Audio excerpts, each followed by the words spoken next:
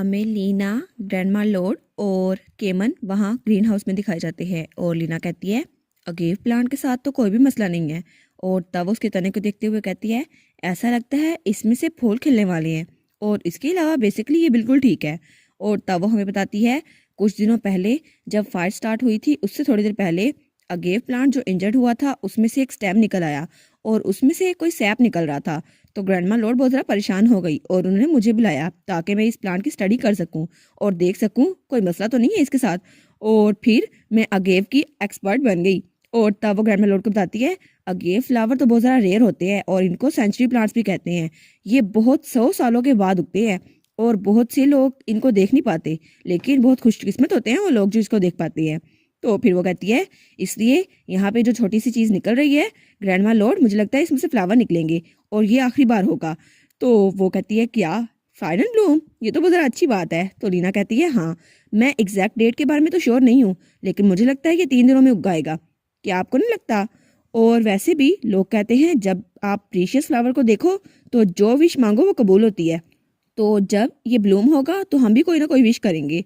तो grandma Lord मुस्कुराते हुए कहती है 3 दिन, हाँ ये तो बहुत ज़रा अच्छी बात है। तो लीना सोचती है थैंक गुडनेस, ग्रैंडमा कम से कम खुश तो लग रही है। और वो सोचती है कितना अमेजिंग है ना, अचानक हमें सरप्राइज मिल गया है गिफ्ट के तौर पर। हालांकि कुछ दिन पहले आग लगने की वजह से और उस सारे मसले की वजह से हमें तो खुशी भूल ही चुकी थी, लेकिन अब कितना मज़ा आ रहा है।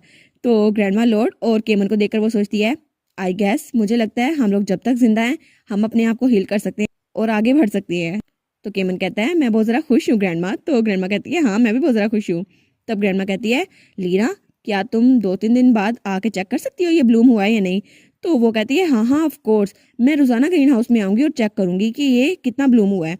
और तब वो सोचती है जब ये ब्लूम होगा गेव प्लांट तो फिर मैं केमन और अपने हमेशा साथ रहने की विश करूँगी। तो तब वो केमन को देखती है और केमन बड़े प्यार से उसकी तरफ देख रहा था। तो लीना कहती है क्या हो गया तुम्हें, अब तुम मुझे घूर क्यों रहे हो, क्या मेरे चेहरे पे फिर से कुछ लगा है? तो केमन कहता है नहीं नहीं, मैं बस सोच रहा था तुम कितनी तरह क्यूट लगती हो जब तुम फोकस्ड होती हो। तो हंसते हुए कहती है हाँ ये बात तो है। तो वो कहता है हाँ तुम्हारी स्ट्रॉ हैट और तुम्हारी ये पोनी टेल तो बिल्कुल ही नहीं बदली। तो वो कहती है बस कर दो, अब मुझे एम्बैरस करना बस कर दो। तो वो कहता है हाँ हाँ तुम बिल्कुल एक यंग लेडी हो जो गार्डनिंग ग्लव्स में बहुत ज़रा प्यारी लगती है। और तब उसके करीब होते हुए कहता है मुझे तुम्हें ऐसा देखना बहुत ज़रा अच्छा लगता है। तो लीना खुश होते हुए कहती है ओ केमन तुम भी ना? तो तब ग्रैंडमा लॉर्ड वहाँ आते हुए कहती है आजकल के बच्चों को तो कुछ शर्म ही नहीं है, यहाँ पे ओल्ड लेडी है और तुम लोग ये कर रहे हो। तो वो दोनों चौंक जाते हैं और दोनों ही बहुत ज़रा शर्मिंदा हो जाते हैं। तो ग्रैंडमा लॉर्ड कहती है चलो कोई बात नहीं, वैसे भी तुम लोग की शादी होने वाली है, बस जल्दी से शादी करो और मुझे ग्रैंड चिल्ड्रन चाहिए। तो लीना कहती है क्या चिल्ड्रन? तो केवन कुछ ज़्यादा शर्मा जाता है, वो कहता है ग्रैंड माँ। तो ग्रैंड माँ लॉर्ड हंसते हुए कहती है हो इसमें कोई मसला है? तो केमन कहता है अब बस भी कर दें। तो लीना कहती है केमन देखो सही तुम्हारा चेहरा कितना ज़रा फ्लस्टर्ड हो गया है और ये तो बिल्कुल एक ड्रीम था। और वो केमन के चेहरे को देखते हुए सोचती है केमन का फ्लस्टर्ड फेस कितना ज़रा हैंडसम है, ये तो बिल्कुल हाथ रोब है। और वो इसको देखकर बहुत ज़रा खुशी हो रही थी। तभी वहाँ पर बटलर आता कहता है माय लॉर्ड, मुझे लगता है आपसे मिलने के लिए कोई विजिटर आया कैसल में। तो ग्रैंडमा लॉर्ड कहती है ये तो बहुत ज़रा अजीब बात है, मैं नहीं चाहती थी कोई मुझसे मिलने आए, लेकिन पता नहीं इस वक्त कौन आ गया। तो तब बटलर कहता है असल में वो एक लड़की है और वो थी कांगसीना। तो तब हमारी लीना खिड़की से उसे देखती है और वो सोचती है इतने सालों बाद भी कुछ भी चेंज नहीं हुआ, वो अब भी वैसी ही है और उसका चेहरा बिल्कुल भी ऐसा है जैसे वो अभी अभी इस दुनिया में आई हो, बिल्कुल ही अनजान, जैसे हर कोई क्लूलेस होता है किसी भी एक्सप्रेशन के बगैर। तो वो सोचती है लेकिन क्राउन प्रिंसेस बन के भी उसने अपने आप को इम्प्रूव नहीं किया। और तब वहाँ बटलर आते हुए कहता है हमने उन्हें रिसेप्शन रूम में भेज दिया है, क्या आप अभी वहाँ नहीं जाना चाहेंगी माय लॉर्ड? तो लीना कहती है नहीं नहीं, वो मुझसे मिलने आई है, मैंने ग्रैंडमा को सब कुछ समझा दिया है, तो मैं अभी वहाँ पे वापस जाऊंगी, लेकिन उससे पहले मुझे कुछ करना होगा। और वो सोचती है अगर डेविड सच में मुझे क्राउन प्रिंसेस बनाना चाहता है तो इसकी सिर्फ एक वजह होगी कि वो मुझे यहाँ उस बात से रोकने के लिए आई है और डेविड के बिहाफ से वो मुझे रिजेक्ट करने आई है। लेकिन स्टिल मुझे लगता है कि क्राउन प्रिंसेस यहाँ इतनी दूर आ गई है बिना गार्ड्स के, ये कुछ अच्छा नहीं है। तो तब वहाँ पे गेमन आते हुए कहता है आर यू श्योर कि तुम उससे मिलना चाहती हो? तो लीना मुस्कुराते हुए कहती है कोई मसला नहीं होगा, वैसे भी वो मुझे खाने नहीं वाली। तो केमन कहता है लेकिन फिर भी तुम्हारा उससे मिलना कुछ अनप्लेजेंट नहीं होगा?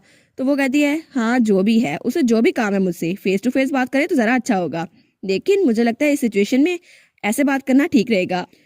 और वो तो केमन को तसल्ली दे रही थी, लेकिन वो कहती है मैं उसके पास ऐसे नहीं जा सकती, मुझे जल्दी से रेडी होना होगा। और वो सोचती है मैं तो ग्रीन हाउस से उठ के ऐसे ही आ गई हूँ, मैंने तो कपड़े भी नहीं बदले। तो वो जल्दी से वहां से भागते हुए जाती है और कहती है फिक्र मत करो, मैं इसको हैंडल कर लूंगी जब मैं वापस आऊंगी। तो केमन उसको बात करते हुए कहता है हाँ ठीक है, मुझे तुम पे यकीन है।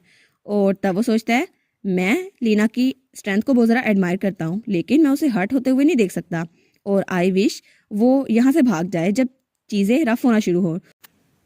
और तब उसे याद आता है कि कांगसीना, हाँ मैं उसके बारे में जानता हूँ। किंगडम का डिप्लोमेटिक डेलीगेशन कुछ अरसा पहले आया था, 2 या 3 साल पहले, जब उन्होंने क्राउन प्रिंस और होली मेडन की मैरिज को हमें अनाउंस किया था। और उन्होंने बताया था कि एक एंजल डायरेक्ट डिसेंड हुई है और उसने खुद ख्वाहिश की है कि वो हिज हाइनेस क्राउन प्रिंस से शादी करे। और तब वो लोग इस बात को बहुत ज़रा बढ़ा चढ़ा के बता रहे थे। और मैं उस वक्त बहुत ज़रा परेशान था क्योंकि मेरे पास ईगो स्वार नहीं थी। और उनकी वहाँ की शादी इस बात का सबूत था कि किंगडम की प्रोस्पेरिटी अपने राइज पर है। लेकिन मुझे लगता है कि वो चाहते थे कि मुझे पता चले किंगडम बहुत ज़रा अच्छा चल रहा है और एम्पायर में इस वक्त खतरा है, क्योंकि यहाँ पर ईगो स्वार है ही नहीं। मुझे लगता है वो यही बताने की कोशिश कर रहे थे। तब वो सोचता है वो लोग कितने एरोगेंट थे जब उनको पता चला कि ईगो स्वार गुम हो गई है और वो मुझे चढ़ाने के लिए वहां आ गए। ये सोच के ही मेरा खून खोल उठता है। तो वो कहता है चाहे कुछ भी हो जाए, चाहे अथॉरिटी हो या ना हो, लेकिन उसने होली मेडन से शादी कर ली और इसकी वजह से वहां पे प्रोस्पेरिटी आ गई, या कम से कम उनको तो यही लगता था कि यही प्रोफेसी है। और तब मुझे ये नहीं पता था कि रीना वही थी जिससे एंगेजमेंट तोड़ के उसने हेली मेडन को चूज किया। लेकिन तब रीना को कितना ज़रा एम्बैरसिंग फील हो रहा होगा और कितना ज़रा पेन होता होगा ना उसे इतने लोग के सामने सफ़र करना। और तब वो कोट डालते हुए कहता है इसलिए मुझे लगता है फेट ऐसे ही मिस्टीरियसली वर्क करती है, लेकिन पता नहीं वो औरत यहाँ पर क्या करने आई है। लेकिन मुझे लगता है वो सिर्फ लीना की जगह लेकर सेटिस्फाई नहीं हुई, मुझे लगता है वो लीना के लिए मुसीबतें खड़ी करने के लिए आई है। और तब वो कहता है मैं बस खड़े होकर देख नहीं सकता, मुझे कुछ ना कुछ तो करना ही होगा। और तब वो भी बटलर्स के साथ खड़ा हो चुका था और वो सोचता है कांगसीना, तुम जो भी यहाँ पे करने आई हो मैं फाइंड करके रहूंगा और इसको मैं खुद ही रोक लूंगा। तभी वहां पे कांगसीना आती है और शिकायतें करते हुए कहती है उफ वो ये रिसेप्शन रूम कितना ज़्यादा दूर है, मेरे पैर तो बहुत ज़्यादा दुख रहे हैं।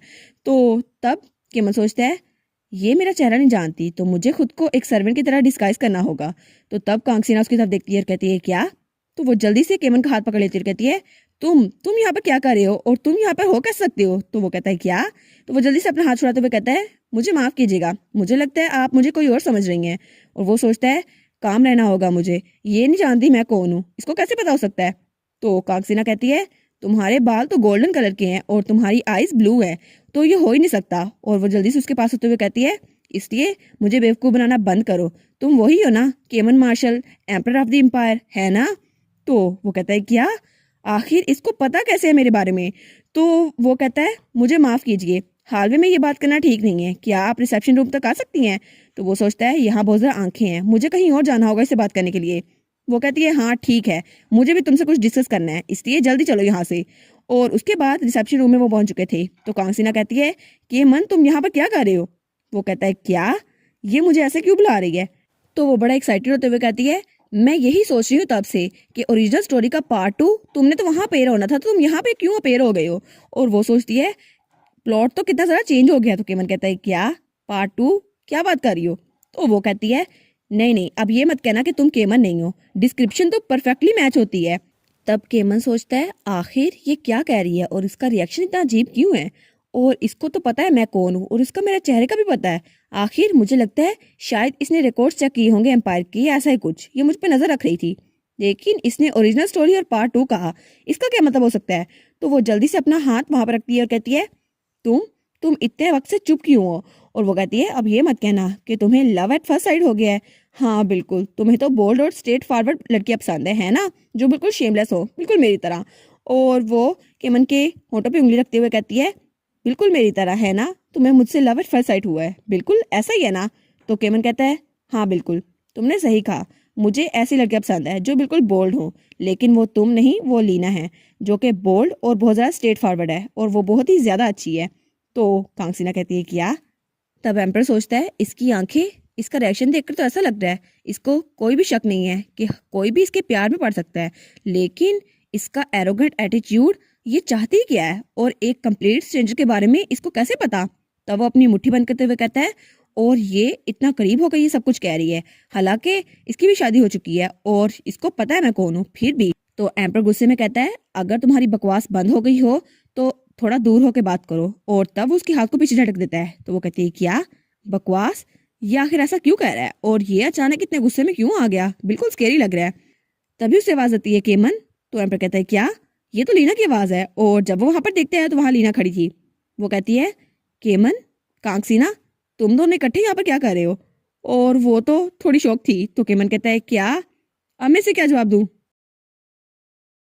और इसी के साथ ये वाला पार्ट यहाँ पर ख़त्म। तो आप लोग बताइएगा आपको ये पार्ट कैसा लगा।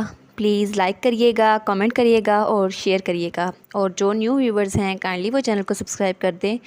और पिछली वीडियोस का लिंक आपकी स्क्रीन पर नज़र आ रहा होगा तो काइंडली उनको भी चेकआउट कर लें। Thank you so much.